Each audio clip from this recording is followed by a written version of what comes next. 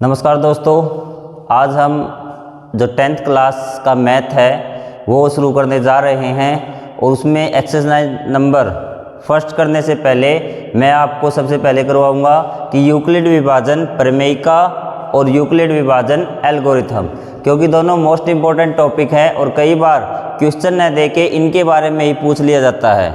तो चलिए हम शुरू करते हैं हमारा टॉपिक कि यूक्लिड विभाजन प्रमेयिका। जैसा कि नाम है, यूक्लिड ने इसको लिखा था इसलिए इसका नाम यूक्लिड के नाम पे पड़ा, वैसे ये विभाजन प्रमेयिका है।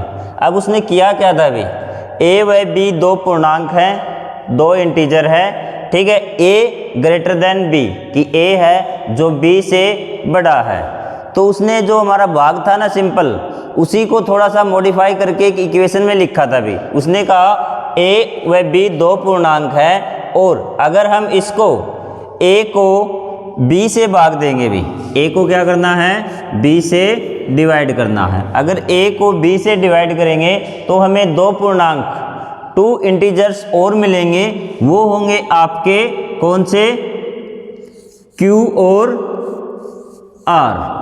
कौन से इंटीजर मिलेंगे, Q और R के। आपको टोटल हेडिंग में लिखना है कि A और B दो पूर्णांक हैं और यदि हम A क्या है, B से बड़ा है, और यदि हम A को B से डिवाइड करेंगे Q और R दो पूर्णांक हमें और मिलेंगे भी, ठीक है। अब A और B का Q R से क्या संबंध होगा, उसी संबंध को नाम दिया गया था यूक्लिड विभाजन प्रमेयिका, ठीक है। अब वो संबंध हम देख लेते हैं क्या संबंध था अभी। वो संबंध था हमारा A is equal to B Q plus में R, ठीक है। A is equal to B Q plus में R। अब ये चीज़ है क्या, बी क्यू क्या है, R क्या है, ये चीज़ मैं आपको बता देता हूँ। सभी ने भाग किया है, ये देखिए भाग भी, ठीक है। भाग में जो आपका बीच में आता है वो क्या होता है, A, क्या होता है A, और यहाँ पे जो है वो B, और यहाँ पे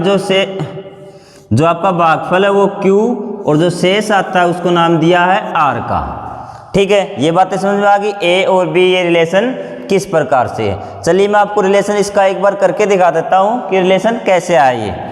ये देखिए, मैंने दो संख्याएं ली A और B। A मैंने कितना ले लिया, 15 ले लिया, और B ले लिया मैंने 4 भी। B कितना लिया, 4, ठीक है। अब देखिए भी A कहाँ आएगा, बीच में। A इज इक्वल टू क्या होता है आपका भाज्य भी, ठीक है, डिविडेंड। A क्या आपका डिविडेंड, किससे भाग देना है, B से भी। B कितना लिया था मैंने, 4। अब इसको भाग देता हूँ भी, 4 तिये 12, और एलसीएम ये शेषफल कितना 3, रिमाइंडर कितना 3। अब इस इक्वेशन में मैं लिखता हूँ भी A इज इक्वल टू कितना 15 इज इक्वल टू B कितना था आपका 4 इंटू में 3 क्या क्वोशेंट भागफल, और प्लस में रिमाइंडर कितना 3, शेषफल कितना 3। और ये जो हमारी इक्वेशन थी ये आ गई 15 इज इक्वल टू 15। तो ये रिलेशन था, ये जो रिलेशन दिया था इस रिलेशन को ही नाम दिया गया यूक्लिड विभाजन प्रमेयिका भी, ठीक है। तो यहाँ पे जो हमारा ये फर्स्ट टॉपिक है यूक्लिड विभाजन प्रमेयिका, ये होता है कंप्लीट, ठीक है। अब हम करेंगे अगला पार्ट, ठीक है। तो हमारा जो फर्स्ट टॉपिक था यूक्लिड विभाजन प्रमेयिका या फिर यूक्लिड विभाजन लेमा, इंग्लिश में बोलेंगे यूक्लिड डिवीजन लेमा, ठीक है। तो अब हमारा जो सेकंड पार्ट है वो है यूक्लिड विभाजन एल्गोरिथम, ठीक है। तो मैंने ये आपको बता दिया था कि दो पूर्णांक है, A ग्रेटर देन B है। A को जब हम B से डिवाइड करेंगे, भाग देंगे, तो Q और R होंगे और Q R के रिलेशन आएंगे। यहाँ तक क्लियर स्टेप, ठीक है। अब उसी प्रमेयिका में, उसी लेमा में थोड़ा सा मॉडर्न किया है कि ये बता दिया यदि हम R इज इक्वल टू 0 आ गया, क्या आ गया, R इज इक्वल टू 0 आ गया, ठीक है, तो क्या होगा, जो ये B है ना, B क्या होगा, HCF होगा भी, क्या होगा, HCF होगा। किसका होगा, A और बी का भी। HCF क्या होगा, A और B का HCF होगा, क्या होगा, B, अगर R = 0 आ गया तो। ठीक है, तो इसके लिए मैं आपको एक एग्जाम्पल करवाता हूँ। ठीक है, एग्जाम्पल के लिए मैं 2 A और B लेता हूँ आपको। 25 और 35, क्लियर है। A आपका क्या होगा, 35, जो बड़ा है वो A होगा, और B आपका क्या होगा, 25। तो आपको 35 इस साइड है और 25 इस साइड है, क्लियर है ये बात।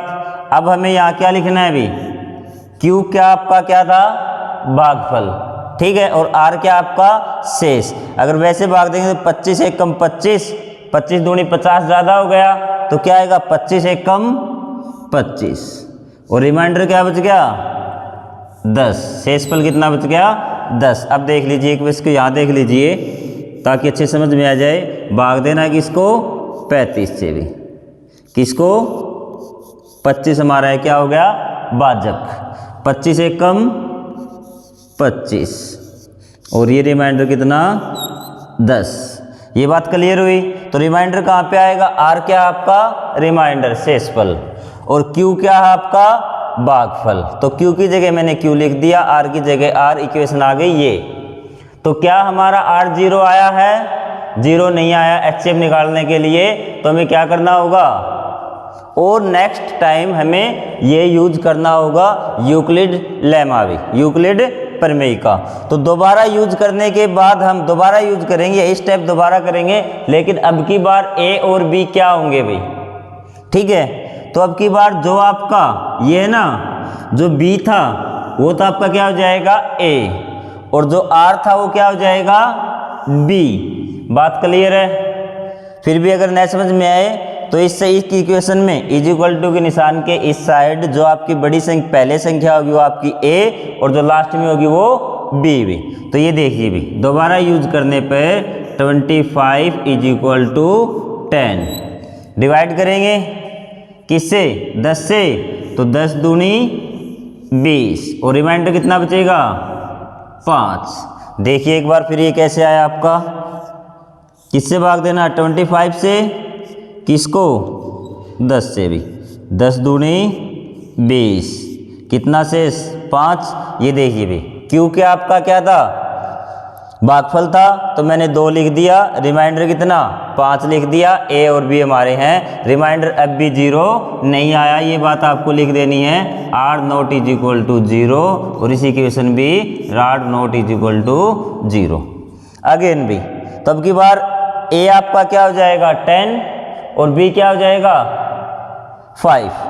तो ये देखिए 10 = 5, और 10 से भाग देंगे तो 5 दूनी 10, और रिमाइंडर 0। देख लीजिए एक बार कैसे आया, ये आपका 10, ये आपका 5, 5 2 जा 10, और ये 0।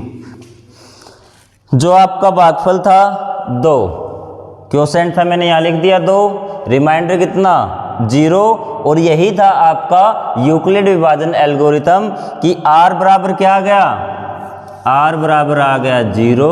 तो HCF क्या होगा भाई, HCF जो हमने शुरू में AB लिए थे, AB क्या लिए थे शुरू में, 25 और 35 भी, 25 और 35, और क्या है इसका आंसर, जहाँ पे R = 0 हो उस इक्वेशन में B की जगह क्या लिखा आपने, 5, तो ये आ गया 5। तो ये थे आपके यूक्लिड डिवीजन एल्गोरिथम और यूक्लिड डिवीजन प्रमेय का या फिर लेमा।